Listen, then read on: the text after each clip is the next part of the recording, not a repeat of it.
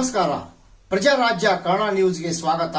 ನಾನು ರಾಮಗೌಡ ಪಾಟೀಲ್. ನಾನು ಬಿಜೆಪಿಗೆ ಹೋಗ್ತೀನಿ ಅಂತ ಪ್ರಚಾರ ಮಾಡುವವರು ಶೀಘ್ರದಲ್ಲಿಯೇ ಜೆಡಿಎಸ್ಗೆ ಹೋಗ್ತಾರೆ. ಬೆಳಗಾವಿಯಲ್ಲಿ ಮಾಜಿ ಡಿಸಿಎಂ ಲಕ್ಷ್ಮಣ್ ಸವದಿ ಭವಿಷ್ಯ.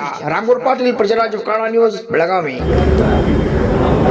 ಬಸವ ಜಯಂತಿಯನ್ನು ಸಮಾಜದ ಎಲ್ಲ ಮುಖಂಡರು ಇವತ್ತು ಸಭೆ ಸೇರಿಕೊಂಡು ಕಳೆದ ಬಾರಿನೂ ಆಯಿತು, ಈ ಬಾರಿನೂ ಕೂಡ ವಿಜೃಂಭಣೆಯಿಂದ ಮಾಡ್ತಾ ಇದ್ದೀವಿ. ಅನೇಕ ಮಹಾನುಭಾವರ, ಅನೇಕ ಸಾಧು ಸಂತರ, ಅನೇಕ ಹಿರಿಯರ ಜಯಂತಿಗಳನ್ನು ನಾವು ಮಾಡ್ತಾ ಇರ್ತಕ್ಕಂಥದ್ದು ಇದೆ.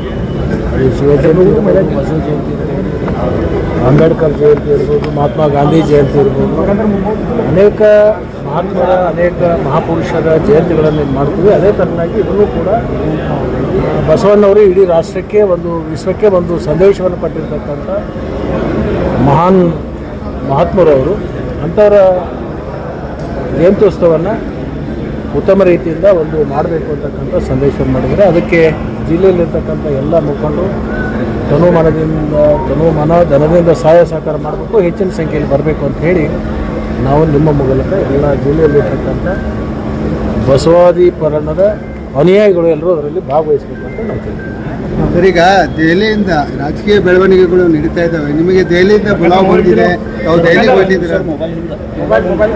ಯಾವುದು ನಮಗೇನು ಇಲ್ಲಿ ತನಕ ಯಾವ್ದು ಬುಲಾವು ಬಂದಿಲ್ಲ, ಯಾವುದು ಕರೆನೂ ಬಂದಿಲ್ಲ. ಕರೆ ಬಂದಂಥ ಸಂದರ್ಭದಲ್ಲಿ ನಿಮಗೆ ಹೇಳೇ ಹೋಗ್ತೀನಿ. ಸರ್, ಈಗ ದೆಹಲಿಗೆ ತಮ್ಮ ಹೆಸರು ಕೂಡ ಇತ್ತು.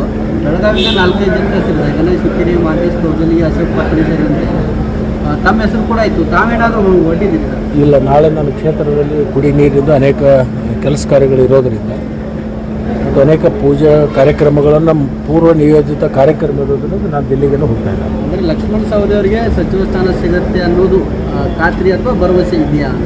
ಅದಕ್ಕೆ ಹೋಗ್ತಾ ಇಲ್ಲ. ಅದಕ್ಕೆ ಎಲ್ಲೋ ತೀರ್ಮಾನ ಮಾಡ್ತಕ್ಕಂಥದ್ದು ನಮ್ಮ ಪಕ್ಷದ ವರಿಷ್ಠರು, ಮುಖ್ಯಮಂತ್ರಿಗಳು ಮತ್ತು ನಮ್ಮ ಪಕ್ಷದ ಅಧ್ಯಕ್ಷರು, ರಾಷ್ಟ್ರೀಯ ನಾಯಕರು ಅದ್ರ ಬಗ್ಗೆ ತೀರ್ಮಾನವನ್ನು ಮಾಡ್ತಾರೆ. ಸರ್, ಈಗ ತಾವು ಬಿಜೆಪಿಗೆ ಹೊರಟಿದ್ದೀರಿ ಅನ್ನೋ ಚರ್ಚೆಗಳಿದ್ದಾವೆ. ಯಾರು ಹೇಳ್ತಾ ಇದ್ದಾರಲ್ಲ ಅವರೇ ಕೆಲವೊಂದು ದಿವಸದಲ್ಲಿ JDSಗೆ ಹೋಗ್ತಾರೆ, ನೋಡ್ತೀವಿ. ಯಾವುದು ಗೊಂದಲ ಇಲ್ಲ, ಕೆಲವೇ ದಿನದಲ್ಲಿ ಎಲ್ಲದಕ್ಕೂ ತೆರೆ ಬೀಳುತ್ತೆ. ಸರ್, ಈಗ ಈ ಮೊದಲು ಹುಕ್ಕೇರಿ ಜಂಕ್ಷನ್ ಆಗಿತ್ತು, ಈಗ ಅಥಣಿ ಜಂಕ್ಷನ್ ಆಗಿದೆ. ನಿಮ್ಮ ಲವರ್ಸ್ ಎಲ್ಲರೂ ಹೇಳದೇ ಇದ್ರು ಕೂಡ ಬಿಜೆಪಿಗೆ ಹೋಗ್ತಾರೆ ಅಂತಿದ್ದಾರೆ. ದುರುದ್ದೇಶದಿಂದ ಕೆಲವೊಂದು ಜನ ಚರ್ಚೆ ಮಾಡ್ತಿರ್ತಾರೆ. ಕೆಲಸ ಇಲ್ಲದ ಜನ ಅಂಥದ್ದು ಮಾಡ್ತಿರ್ತಾರೆ. ಮತ್ತು ಅದಕ್ಕೆಲ್ಲನೂ ನಾವು ತಲೆ ಕೆಡಿಸ್ಕೊಳ್ಳೋದು ಅವಶ್ಯಕತೆ ಇಲ್ಲ. ಯಾರು ಇಂಥ ಚರ್ಚೆಗಳು ಮಾಡ್ತಾ ಇದ್ದಾರಲ್ಲ ಅವ್ರು ಬೇರೆ ಪಕ್ಷಕ್ಕೆ ಹೋಗ್ತಕ್ಕಂಥ ಚಿಂತನೆಯಲ್ಲಿ ಈಗಾಗಲೇ ಇದ್ದಾರೆ. ಕೊನೆಯವರೆಗೆ ಕಾಂಗ್ರೆಸ್ಸಲ್ಲಿ ಇರ್ತಾರೆ.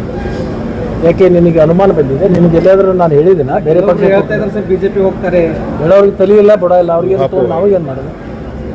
ತಲೆ ಬುಡ ಇಲ್ದವ್ರು ಹೇಳ್ತಿರ್ತಾರೆ. ಎಲೆಕ್ಷನ್ ಅಂಥವ್ರ ಬಗ್ಗೆ ನಾವು ಯಾಕೆ ಅದನ್ನ ಉತ್ತರ ಕೊಡೋದು ಅವಶ್ಯಕತೆ ಇಲ್ಲ. ನನಗೆ ಮೈತುಂಬ ಕೆಲಸ ಇದೆ. ನನ್ನ ಕ್ಷೇತ್ರದ ಸಾಕಷ್ಟು ಕೆಲಸಗಳು ಕಾರ್ಯಗಳು ಮಾಡಬೇಕಿದೆ. ಗೋಕಾಕ್ ಸಾವುಕಾರ ಹೇಳ್ತಾರೆ ಯಾವುದೇ ಕಾರಣಕ್ಕೂ ಲಕ್ಷ್ಮಣ್ ಸವದಿಗೆ ಬಿಜೆಪಿ ತಗೊಳ್ಳಲ್ಲ. ಅವರು BJP ಇರಲ್ಲ. ಕೆಲವೇ ದಿವಸದಲ್ಲಿ ನೋಡ್ತಾರೆ ಅವ್ರು JDS